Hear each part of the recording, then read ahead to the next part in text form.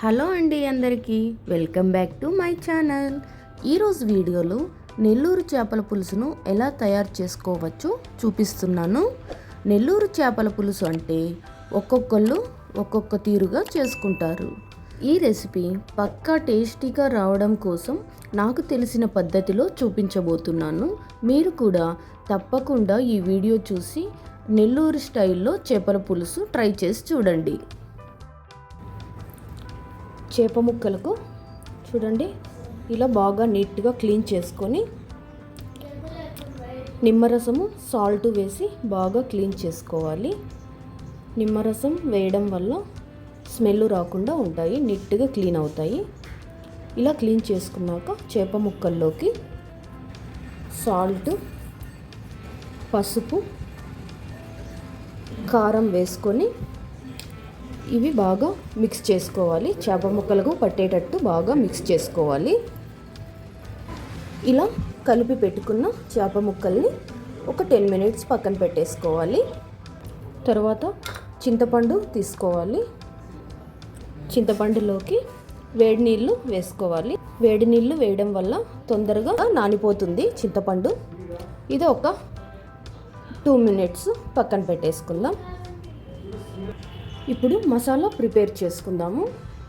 Stove on చేసుకొని ఒక కడాయి పెట్టుకొని అందులోకి 1 టీ స్పూన్ ధనియాలు, 1/2 టీ స్పూన్ జీలకర్ర, 1/2 టీ స్పూన్ ఆవాలు, 1/2 టీ స్పూన్ మెంతులు వేసుకొని ఫ్రై చేసుకోవాలి. లో ఫ్లేమ్లో కలర్ వచ్చేంత వరకు వేయించుకోవాలి. ఇప్పుడు ఇవి వేగిపోయాయి.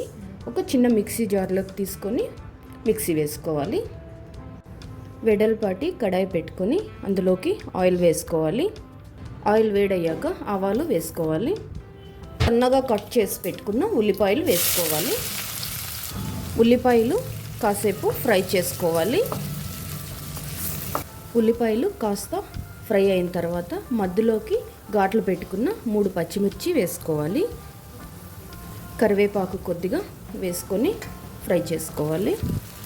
ఇవి కొంచెం గోల్డెన్ కలర్ వచ్చేంత వరకు ఫ్రై చేసుకోవాలి. చూడండి ఉల్లిపాయలు ఫ్రై అయిపోయాయి. ఇప్పుడు ఇందులోకి సన్నగా కట్ చేసి పెట్టుకున్న 2 టమాటోస్ వేసుకోవాలి. టమాటోస్ని బాగా ఉడికించుకోవాలి. టమాటోస్ను మూత పెట్టేసుకొని 2 మినిట్స్ కుక్ చేసుకుందాం. ఇప్పుడు మూత తీసి చూద్దాము.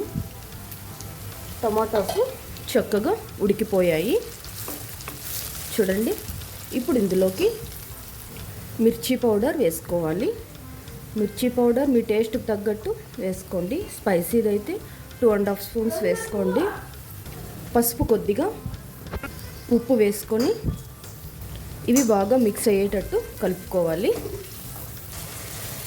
ఇప్పుడు మొత్తం బాగా ఫ్రై అయిపోయింది కదా, ఇందులోకి ముందుగా నానబెట్టుకున్న చింతపండు పులుసును వేసుకోవాలి. ఇందులోకి కొద్దిగా వాటర్ వేసుకొని ఒకసారి మిక్స్ చేసుకొని బాగా ఉడికించుకోవాలి. మూత పెట్టేసుకొని ఉడికించుకుందాము. ఒక పొంగు వచ్చేంత వరకు ఉడికించుకోవాలి. ఒకసారి చూద్దాము. చూడండి చక్కగా పొంగు వచ్చింది కదా. ఇప్పుడు ఒకసారి ఇందులో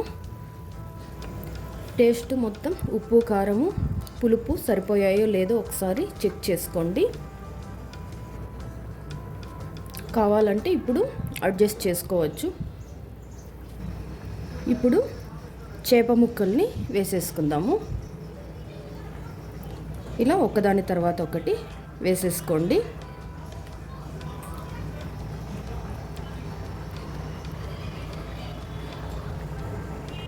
చేప ముక్కలు వేసాక ఒక్కసారి ఇలా గరిటెతో నెమ్మదిగా ఇలా మిక్స్ చేసుకోవాలి.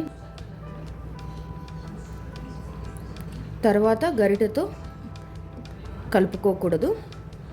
అందుకే వేసిన వెంటనే ఒక్కసారి ముక్కలు మొత్తం సెట్ చేసుకోవాలి. ఇలా సెట్ చేసుకున్న తర్వాత మీడియం ఫ్లేమ్లో ఒక 5 మినిట్స్ కుక్ చేసుకోవాలి. 5 మినిట్స్ తర్వాత ఒకసారి ఇలా మిక్స్ చేసుకోవాలి. గరిటె పెట్టుకొని మిక్స్ చేయకూడదు. ఇలా ఒకసారి కలుపుకోవాలి. ఇలా కలుపుకున్న తర్వాత మళ్ళీ ఒక 5 మినిట్స్ కుక్ చేసుకోవాలి. ఇప్పుడు 5 మినిట్స్ తర్వాత చూడండి చక్కగా ఉడుకుతోంది. ఇప్పుడు ఇందులోకి మామిడికాయ ముక్కలు వేసుకోవాలి. చిన్నగా కట్ చేసుకున్న మామిడికాయ ముక్కలు చేపల పులుసులోకి వేసేసుకోవాలి. ఇలా మొత్తం వేసేసుకోవాలి. మామిడికాయ ముక్కలు వేసాక ఒక 10 మినిట్స్ సిమ్లోనే ఉడికించుకోవాలి. ఇలా మామిడికాయ ముక్కలు ఉడికాక ఇందులోకి ముందుగా మిక్సీ వేసి పెట్టుకున్న మసాలా వేసుకోవాలి. ఇలా మసాలా మొత్తం వేసుకున్నాక ఒకసారి ఇలానే మిక్స్ చేయాలి. గరిటె అస్సలు పెట్టకూడదు. ఇలా మిక్స్ చేసుకున్న తర్వాత ఈ మసాలా మొత్తం ఉడికేంత వరకు ఫ్రై చేసుకోవాలి. ఒక 5 మినిట్స్ మళ్ళీ కుక్ చేసుకోవాలి. 5 మినిట్స్ తర్వాత చూడండి చక్కగా ఉడికిపోయింది. ఇప్పుడు స్టవ్ ఆఫ్ చేసేసుకొని 5 to 10 మినిట్స్ పూర్తిగా చల్లారనివ్వాలి. ఇప్పుడు ఇందులోకి అవసరమైతే కొత్తిమీర వేసుకోవచ్చు. నెల్లూరు చేపల పులుసులోకి కొత్తిమీర వేయరు కాబట్టి నేను వేయట్లేదు. అంతేనండి, చాలా ఈజీగా నెల్లూరు చేపల పులుసు రెడీ అయిపోయింది. ఏ చేపల పులుసు అయినా కూడా పూర్తిగా చల్లారిన తర్వాతే మార్నింగ్ చేసుకుంటే ఈవినింగ్కి చాలా టేస్టీగా ఉంటుంది. మరుసటి రోజుకైతే ఇంకా టేస్టీగా ఉంటుందన్నమాట. నేను చెప్పిన ప్రాసెస్లో మీరు కూడా ఇంట్లో నెక్స్ట్ టైం ట్రై చేయండి. వీడియో కనుక నచ్చినట్టయితే ప్లీజ్ లైక్ చేయండి. మీ ఫ్రెండ్స్ అండ్ ఫ్యామిలీ మెంబర్స్కి షేర్ చేయండి. Thank you for watching.